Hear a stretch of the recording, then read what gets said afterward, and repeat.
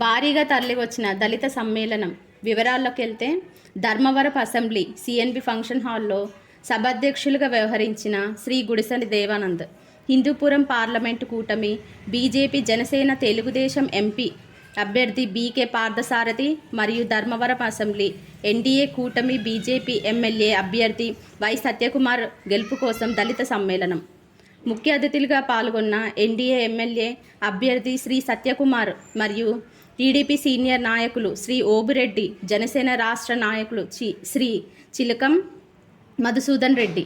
ఈరోజు all India SC ST ఐక్యవేదిక ఆధ్వర్యంలో ధర్మవరపు పట్టణం సిఎన్బి ఫంక్షన్ హాల్ నందు దళిత సమ్మేళనం సభ జరిగింది. శ్రీ సత్యకుమార్ మాట్లాడుతూ వైసీపీ ప్రభుత్వం దళితులకు చేస్తున్న అన్యాయాన్ని వివరించారు. ఈ కార్యక్రమంలో బీజేపీ ఎస్సీ మోర్చా జిల్లా ఇన్ఛార్జ్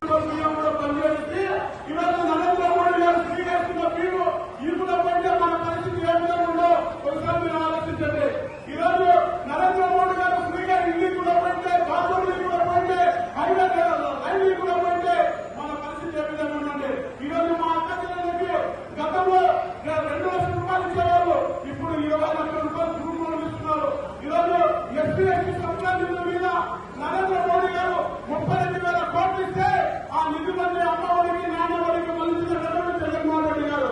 మీరు ఇవ్వండి మాకు బాధపడదు, కానీ రాజ్యాంగ పరంగా బిఆర్ అంబేద్కర్ ఇచ్చిన హక్కుని మీరు కాపాడి మా కేటాయించిన డబ్బులు మీరు ఇతర కులాలకి మళ్ళించడం ఎంత దుర్మార్గమో ఒకసారి మీరు ఆలోచించుకుంటున్నాం. ఈ రోజు రాబోయే రోజుల్లో ఇప్పటికీ వారం చూస్తున్నాం. ఏదైనా ప్రకటన ఏదైనా రీసెర్చ్ చేసుకోవాలన్నా అన్ని దాంట్లో జగన్మోహన్ రెడ్డి ఉంటుంది. అంటే మనము గతంలో మా నాన్నగారు 200 రూపాయలు పిండి చేసుకొని ఏదో 2 ఎకరాల 3 ఎకరాల సంపాదించుకుంటే ఆ ఊరు కూడా కార్యక్రమానికి సిద్ధంగా ఉన్న ఈ జగన్మోహన్ రెడ్డి ప్రభుత్వాన్ని మనం రాబోయే రోజుల్లో ముందు చెప్పుకుంటపోతే మనకి ఆర్థిక మూలాలు పెరగాలని తెలియజేస్తున్నాం.